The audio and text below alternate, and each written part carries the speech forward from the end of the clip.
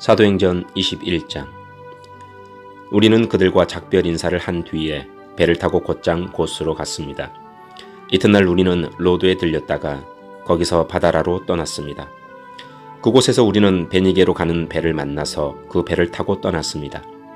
키프로스 섬이 눈앞에 나타났을 때에 우리는 그 섬을 왼쪽에 두고 시리아로 가다가 두로에 배를 댔습니다.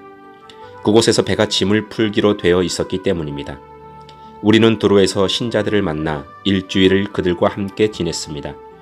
그들은 성령께서 알려주신 대로 바울에게 예루살렘에 가지 말라고 만류했습니다. 그러나 그들과 함께한 시간이 다 되자 우리는 그곳을 떠나 여행길에 올랐습니다. 모든 신자들이 아내와 아이들을 데리고 도시 바깥까지 나와 우리를 배웅해 주었습니다. 우리는 모두 바닷가에서 무릎을 꿇고 기도했습니다. 서로 작별 인사를 나눈 후 우리는 배에 올랐고 두로 지방의 신자들은 각자 집으로 돌아갔습니다. 우리는 두로를 출발하여 항해를 계속하여 돌레마이에 이르렀습니다. 우리는 그곳의 형제들과 인사를 하고 그들과 함께 하루를 지냈습니다. 이튿날 우리는 돌레마이를 떠나 가이사라로 갔습니다. 그곳에서 7 집사 가운데 한 사람인 전도자 빌립의 집에 들어가 그와 함께 지냈습니다. 빌립에게는 결혼하지 않는 4딸이 있었습니다. 그들은 모두 예언하는 사람이었습니다. 우리가 여러 날 그곳에 머물고 있는 동안 아가보라는 예언자가 유대에서 내려왔습니다.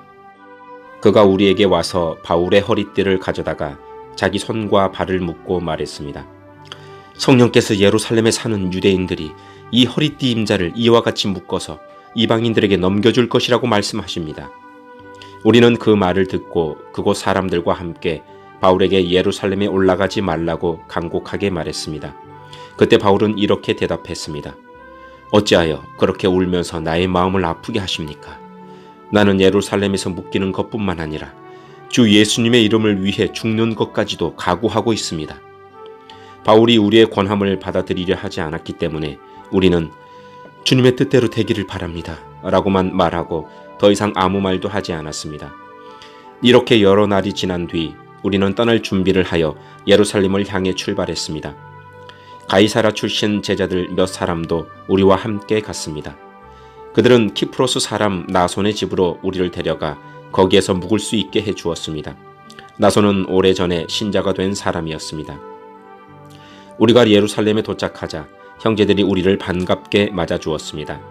이튿날 바울은 우리와 함께 야고보를 방문했습니다. 그 자리에는 장로들도 다 모여 있었습니다.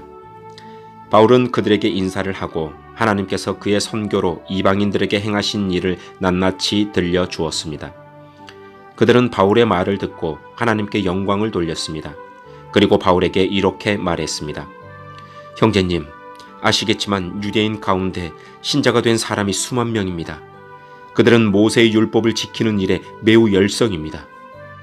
그런데 그 유대인들 사이에서는 당신이 이방인들과 어울려 사는 유대인들에게서 모세의 율법에서 떠나 자녀에게 할례도 행하지 말고 유대의 간습도 지키지 말라고 가르쳤다는 소문이 돌고 있습니다. 그러니 어떻게 하면 좋겠습니까? 틀림없이 그들은 당신이 이곳에 왔다는 소식을 듣게 될 것입니다. 그러니 우리가 일러주는 대로 하십시오. 우리 중에 하나님께 서약을 한 사람이 4명이 있습니다. 이 사람들을 데리고 가서 함께 정결 의식을 행하십시오. 그리고 형제께서 그들의 머리를 깎는 값을 대주십시오. 그러면 그들이 그대에 대한 소문이 모두 사실이 아니고 그대도 율법을 지키며 살고 있다는 것을 알게 될 것입니다. 이방인 신자들에 대해서는 우리가 이미 그들에게 편지를 써서 우상에게 바친 음식과 피와 목 졸라 죽인 짐승의 고기를 먹지 말 것과 음란한 행동을 멀리할 것을 부탁한 적이 있습니다. 이튿날 바울은 그 사람들과 함께 정결 의식을 행하였습니다. 그런 뒤에 그는 성전 뜰로 가서 정결 의식이 끝나는 날짜와 그날에 각 사람을 위해 예물을 바칠 날짜를 신고했습니다. 7일이 거의 끝나갈 즈음에 아시아 지역에서 온 유대인들은 바울이 성전뜰에 있는 것을 보고 무리를 충동질하여 바울을 붙잡았습니다. 그 유대인들은 이렇게 소리질렀습니다. 이스라엘 동포 여러분, 좀 도와주십시오. 이 사람은 가는 곳마다 우리 백성과 모세의 율법과 성전을 거스르는 말로 모든 사람을 가르치는 사람입니다. 더욱이 지금은 그리스 사람들을 성전 안으로 데리고 와서 이 거룩한 것을 더럽혀 놓았습니다. 그들이 이렇게 주장하는 것은 그들이 전에 예배소 사람 드로비모가 바울과 함께 예루살렘에 있는 것을 본 적이 있었으므로 분명히 바울이 그 사람을 성전 안으로 데리고 들어왔을 것이라고 생각했기 때문입니다. 그러자 온 도시는 시끄러워지고 사람들이 몰려와 바울을 붙잡아 성전 바깥으로 끌어냈습니다. 그리고 바로 성전 문이 닫혔습니다.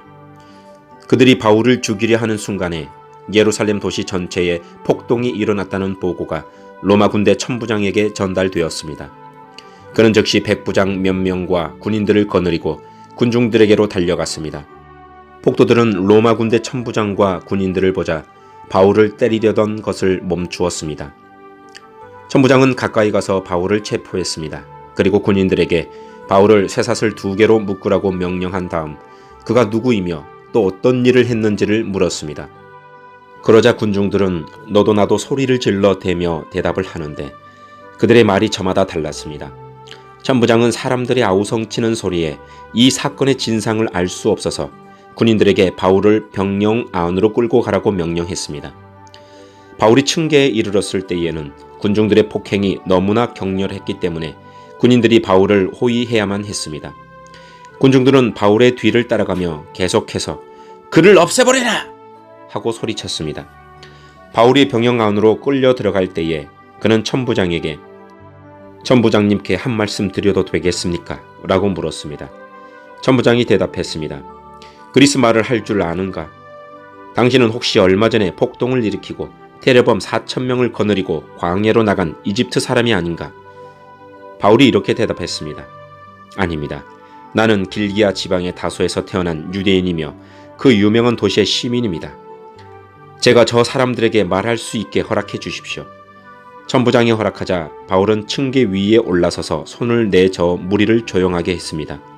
잠잠해지자 바울이 히브리 말로 연설했습니다. 아멘.